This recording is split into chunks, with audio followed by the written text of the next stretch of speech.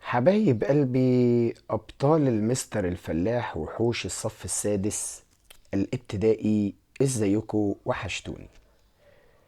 النهاردة مع المستر الفلاح هناخد النهاردة أهم الباراجرافز اللي ممكن تجيلي عن الوحدة العاشرة، يونت 1، يونت 10، يونت 10. حابب اقول لكم ان الباراجرافات اللي في الوحدة العاشرة مع المستر الفلاح طبعا هتقابلك تاني في اولى اعدادي السنة الجاية ان شاء الله. طيب، خدنا في الوحدة العاشرة الفرق بين التراديشنال توريزم والايكو توريزم، السياحة العادية والسياحة البيئية. طيب، يا ترى ايه اهم الباراجرافات اللي ممكن تجيلي على يونت 10 الوحدة العشرة يا مستر يا فلاح؟ اولا كده واضح جدا ان اول باراجراف معانا بيتكلم عن ايكو توريزم in Egypt. طبعا كل حلقة باراجراف بقولك لازم تستغل العنوان وتكتب عليه جملة. طيب، بعد كده بيقول لي دامج، تدمر. طبعا ايكو توريزم السياحة البيئية تدمر ولا لا تدمر؟ طبعا ايكو توريزم doesn't damage the environment, doesn't damage the wildlife، لا تدمر البيئة ولا تدمر الحياة البرية. عندي كلمة sustainable، مستدامة. طبعا ecotourism is sustainable، sustainable مستدامة لحد يوم القيامة. طبعا عندي هنا simple accommodation. قلنا ان كلمة simple accommodation يعني اقامة بسيطة او مكان الاقامة البسيط. في الايكو توريزم محدش بيبقى stay يبقى مع جدي وستي، محدش بيبقى في بيج هوتيلز في الفنادق الكبيرة، لا ده بيعملوا خيمة تنت او بيعملوا simple accommodation، اقامة بسيطة. اخر حاجة respect nature، تحترم الطبيعة. قلنا ان كلمة respect ممكن اشيلها واحط protect، يحمي. طيب، تعالى كده سريعا نمشي بالدور. eco tourism in Egypt، السياحة البيئية في مصر. طيب يا مستر يا فلاح، هنكتب عليها ايه؟ تعالى كده نشوف مع بعض. اولا هنقول بسم الله، قلت لك لازم نستغل العنوان. العنوان انقله ونقول ايكو ايكو توريزم، لازم نكتب جوه السطرين ايكو توريزم in Egypt. انا كتبت العنوان اهو، ما جبتش حاجة من دماغي. ايكو توريزم in Egypt is، تكون is important، دي الحاجة الوحيدة اللي جبتها من دماغي. is important تكون هامة. ecotourism in Egypt is important تكون هامة. طبعا انا ليه مسحت؟ عشان اقول لحضرتك ان انت لازم تكتب جوه السطرين وتلزق الحروف. اتعلم كده تاني اهو، ايكو توريزم لازم الحروف تلزق في بعض. ايكو توريزم in Egypt، بس Egypt التلات حروف تنزل. Egypt is important، مهمة جدا. السياحة البيئية في مصر تكون هامة، احط فول ستوب. تعال نشوف الكلمة اللي بعديها، damage، تدمر. هقول السياحة البيئية في مصر تدمر ولا لا تدمر البيئة؟ طبعا لا تدمر البيئة. طبعا هقول ايكو توريزم، السياحة البيئية doesn't damage، لا تدمر، doesn't damage. طبعا السياحة مفرد فهقول doesn't ولا don't؟ doesn't ولا don't؟ طبعا doesn't damage the environment. طبعا environment مش مكتوبة فوق فاضطر احفظها environment. doesn't damage the environment. doesn't damage the environment. طيب بعد كده بيقول لي sustainable، مستدامة لحد يوم القيامة. طبعا الجملة الحمراء بادئة بإيكو توريزم والجملة السوداء برضو بادئة بإيكو توريزم، ما ينفعش تكرر الكلمة كل شوية، يبقى هنعوض عليها بكلمة ات غير عاقل يا ست. ات ات غير عاقل يا ست. يبقى كلمة ات دي عايدة على ايكو توريزم، السياحة البيئية. يبقى هقول ات، الكلمة الخضراء ات معناها السياحة البيئية. ات از، السياحة البيئية تكون it is sustainable، انقلها من فوق it is sustainable، يعني مستدامة لحد يوم القيامة، مش بتزهق ولا بتخلص. it is sustainable. طيب بعد كده بيقول لي فوق simple accommodation، يعني أماكن إقامة بسيطة. يبقى هقول السياح يقيمون في simple accommodation، ولا يقيمون في فنادق كبيرة. يبقى يعني ايه السياح؟ tourists don't stay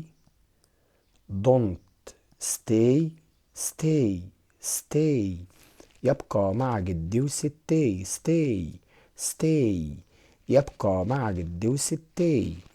tourists don't stay، لا يبقوا ولا يقيموا. tourists don't stay، لا يبقى ولا يقيم. tourists don't stay in big hotels.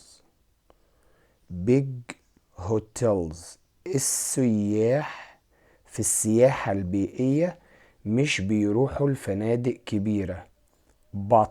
ولكن they stay يبقوا in simple accommodation اللي هي مكتوبة فوق. in simple انقلها من فوق accommodation. in simple accommodations واحط فول ستوب. طيب بعد simple accommodation فوق اتبقى لي كلمة أخيرة اسمها respect nature، تحترم الطبيعة. ممكن أرجع أكتب وأقول ايكو توريزم تاني عادي جدا. ايكو توريزم السياحة البيئية، وممكن أخليها ايكو توريستس السياح البيئيين. كده انت بتنوع وبتشكل في الكلام. ايكو توريستس السياح البيئيين. respect انقلها من فوق respect nature يحترموا الطبيعة. وممكن ازود زي ما قلنا في الشرح and protect يحمي protect the wildlife WILDLIFE wildlife. تعال نقرأ كده بالأحمر. اقرا الأحمر. Ecotourism in Egypt is important. الأسود Ecotourism doesn't damage the environment. الأخضر It is sustainable. الأورنج Tourists don't stay in big hotels, but they stay in simple accommodation. Eco-tourists respect nature and protect the wildlife. طيب الباراجراف التاني بيقول لي an ecotourism vacation. طبعا قلنا في 6 ابتدائي وفي اولى اعدادي لازم يجيلك العنوان فاكيشن اجازة. فاكيشن اجازة.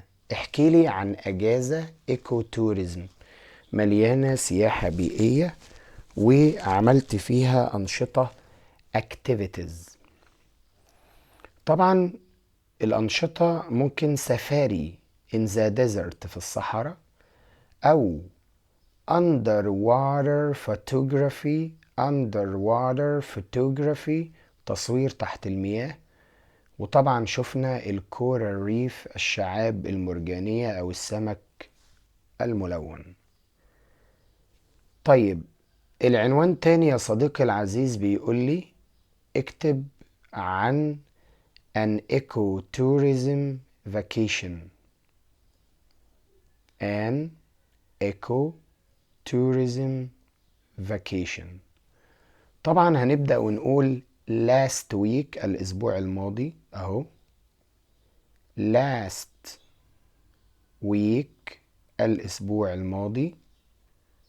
last week الأسبوع الماضي كما اللي حصل. last week الأسبوع الماضي كما إيه اللي حصل. طبعا هقول أنا استمتعت بأجازة. last week الأسبوع الماضي الله يقويك. last week الأسبوع الماضي الله يقويك. I enjoyed لازم أنا أجيب تصريف تاني عشان أنا بدأت بكلمة last تصريف تاني أنا خلصت. last تصريف تاني أنا خلصت. I enjoyed وانقل بقى العنوان an eco tourism vacation. last week الأسبوع الماضي الله يقويك I enjoyed an ecotourism vacation. طيب عايز أقول أنا عملت أنشطة كتيرة قبل ما استخدم الكلمات السوداء اللي فوق. هقول إيه؟ I did تصريف تاني عشان last تصريف تاني أنا خلصت. I did a lot of activities. I did a lot of activities. أنا عملت أنشطة كتيرة جدا. لاحظ إن كلمة activities أنشطة لازم يجي قبلها الدودة did أو do أو does. كلمة activities أنشطة لازم يجي قبلها الدودة did أو do أو does. I did a lot of activities. I did a lot of activities. أول نشاط فوق بيقول لي سفاري. طبعا هقول أنا ذهبت في سفاري في رحلة سفاري في الصحراء. أنا ذهبت I go ولا I went؟ طبعا أنا مش هقول I go، أنا هقول I went لأن أنا بادئ بالكلمة الحمراء last تصريف تاني أنا خلصت، يبقى لازما إجاباتي كلها تبقى تصريف تاني. I go لا I went ذهبت أنا went. I went to the desert. I went to the desert. أنا ذهبت إلى الصحراء. I went ذهبت أنا went to the desert on a safari في رحلة سفاري. اكتبها من فوق on a safari، في رحلة سفاري.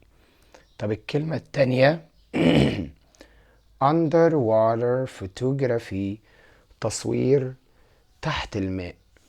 هقول ايه تصوير تحت الماء؟ هقول I enjoyed انا استمتعت، كاتبها بالاحمر فوق انا I enjoyed swimming. طبعا خدنا ان كلمة enjoy بيجي وراها ing، كلمة enjoy لازم يجي وراها ing. I enjoyed swimming، انا استمتعت بالسباحة. I enjoyed swimming in the Red Sea، في البحر الأحمر لازم حروفه تبقى كابيتال، الار والاس. I enjoyed swimming in the Red Sea and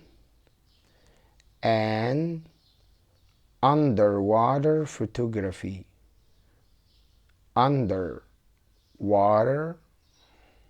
Underwater photography. طبعا انا نقلت الكلمة كلها من فوق. اقرأ كده الازرق تاني. الازرق بيقول I enjoyed، انا استمتعت بحاجتين. الحاجة الاولى swimming in the Red Sea، السباحة في البحر الاحمر. ايه تاني؟ استمتعت بايه تاني؟ an underwater photography، والتصوير تحت الماء. فوق ناقص كلمة كورال ريفز الشعاب المرجانية. طبعا بدل ما اقول I enjoyed انا استمتعت، غير وقول I loved، انا حبيت. I loved، انا حبيت. هقول I loved، انا حبيت watching، مشاهدة. love و enjoy الاتنين بيجي بعدهم ing. I love in watching هي I enjoyed swimming. love و enjoy بيجي بعدها ing زي ما خدنا في الجرامر بتاع الوحدات السابقة. I love watching the coral reef. I love watching the coral reefs. أنا استمتعت بمشاهدة الشعاب المرجانية. تمام. ممكن أختم في الآخر وأقول really، حقا. really حقا اللي حصل، كما really حقا. really حقا. it was كانت. it was fun كان ممتع يا عم. it was fun رحلة ممتعة يا عم. تعالى كده نقرأ السطور البسيطة اللي احنا كتبناها. last week الأسبوع الماضي، الله يقويك، I enjoyed an ecotourism vacation. تعال نشوف الأسود. I did a lot of activities، أنشطة activities. البرتقالي ذهبت أنا وانت. I went to the desert on a safari. الأزرق I enjoyed swimming in the Red Sea and underwater photography. الأخضر I loved watching the coral reefs. Really it was fun. طبعا بفكرك يا صديقي العزيز، طالما انت بدأت بكلمة last تصريف تاني، أنا خلصت. أدي enjoyed تصريف تاني، did تصريف تاني، enjoyed تصريف تاني، loved تصريف تاني، was تصريف تاني. كل ده سببه إن أنا قلت لاست تصريف تاني، انا خلصت. لازما كله يبقى تصريف تاني. وما تنساش بيجي في الامتحان ان كلمة enjoy وكلمة love بيجي بعدها ing. I enjoy swimming. I love watching. طيب آخر باراجراف معانا في الوحدة العاشرة، باراجراف سهل جدا اسمه different habitat in Egypt. different habitats in Egypt، البيئات المختلفة في مصر.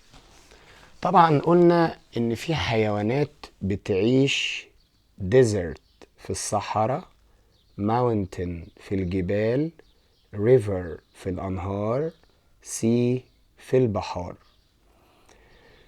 قلنا كمان ان هابيتات بيت حيوان وبيت نبات. لازم كلنا نحافظ على مواطن وأماكن وجود الحيوانات، لأن قلنا إن الحيوان بيحتاج المكان زينا بالظبط عشان يبحث عن الطعام، وعشان look after babies، يعتني بالأطفال بتوعه. طب نحافظ ونحمي ونحترم الأماكن بتاع الحيوانات ازاي يا مستر يا فلاح؟ طبعا you mustn't، لا يجب throw rubbish، أن ترمي القمامة. you mustn't، لا يجب throw rubbish، أن ترمي القمامة في الهابيتات. you must، يجب عليك protect and respect the animals habitat. protect and respect، تحمي وتحترم. كمان يجب عليك ايه تاني؟ you must save water، يجب ان تحافظ على المياه لان الحيوانات بتحتاج المياه. you must recycle paper and plastic، يجب اعادة تدوير الورق والبلاستيك بدل ما نرميه والحيوانات للأسف تاكله وممكن تنضر او لا قدر الله تموت بسبب البلاستيك والورق اللي سيادتك رميته. اول ما تسمع هابيتات بيت حيوان وبيت نبات، هابيتات بيت حيوان وبيت نبات، لازم أن تفتكر المستر الفلاح وهو بيقولك حافظ عليه. تعال نشوف العنوان. العنوان بيقول لي different habitat in Egypt. طبعا اول حاجة زي ما احنا قلنا احنا هنستغل العنوان في الكتابة. يعني هنقول ايه يا مستر يا فلاح؟ there are، يوجد يا شطار. there are، يوجد يا شطار. هات العنوان بقى. different، there are، يوجد يا شطار different habitats in Egypt. different habitats in Egypt. there are، يوجد يا شطار different habitats in Egypt.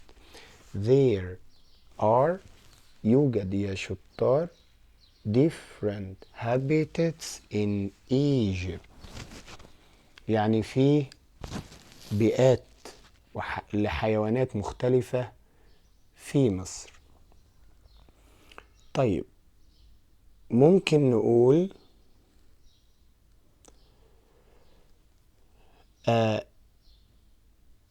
camels، الجمال. camels، الجمال live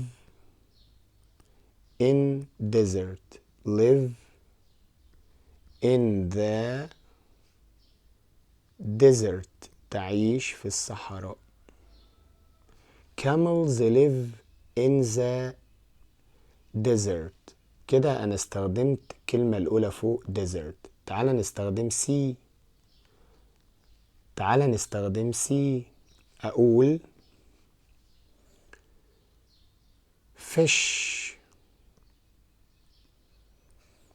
fish and coral reef السمك والشعاب المرجانية.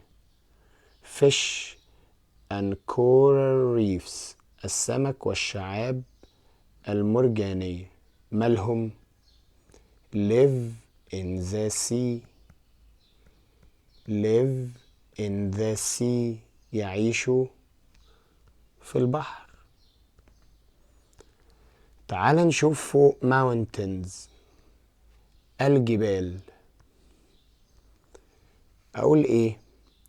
in mountains في الجبال in mountains comma in mountains في الجبال you can see هتشوف بعيني you can see هتشوف بعيني a lot of animals a lot of animals كثير من الحيوانات. فوق اتبقالي كلمة rivers أنهار. عايز تكتب ماشي، مش عايز خلاص. أنا بقول كفاية كده ونتكلم بقى عن كيفية حماية habitats. كيفية الحماية هقول إيه بقى؟ we must يجب علينا we must يجب علينا respect أن نحترم respect and protect respect and protect the animals habitat. يجب علينا أن نحترم the animals habitat. we must respect and protect نحترم respect and protect the animal habitats. طيب نحترمهم ليه؟ هقول animals لازم نبدأ بحرف capital animals الحيوانات need تحتاج وتريد these habitats هذه الأماكن these habitats to look after babies لكي تعتني بأطفالها to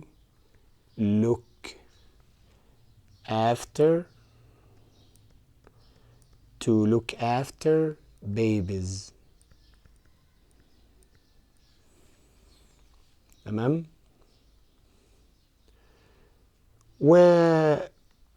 يعني وفي الآخر تقدر حضرتك تقول يا بطل we must يجب علينا we must يجب علينا look after أن نعتني look after أن نعتني all the animals نعتني بكل الحيوانات. لو قلت لك حاول تقرأ كده الباراجراف من أوله there are يوجد يا شطار different habitats in Egypt. الأسود camels live in the desert. الأزرق fish and coral reefs live in the sea. الأخضر in mountains you can see أشوف بعيني a lot of animals. الأحمر تحت we must respect and protect the animals habitats. الأسود animals need تحتاج وتريد these habitats to look after babies. we must look after all the animals. بكده يا حبايب قلبي نكون خلصنا أهم الثلاث باراجرافات عن هابيتات بيت حيوان وبيت نبات وإيكو توريزم إن إيجيبت والفاكيشن الأجازة. استنوني في باراجرافات الوحدة ال11 لما نخلص شرح الوحدة ال11. خدوا بوسة. باي باي.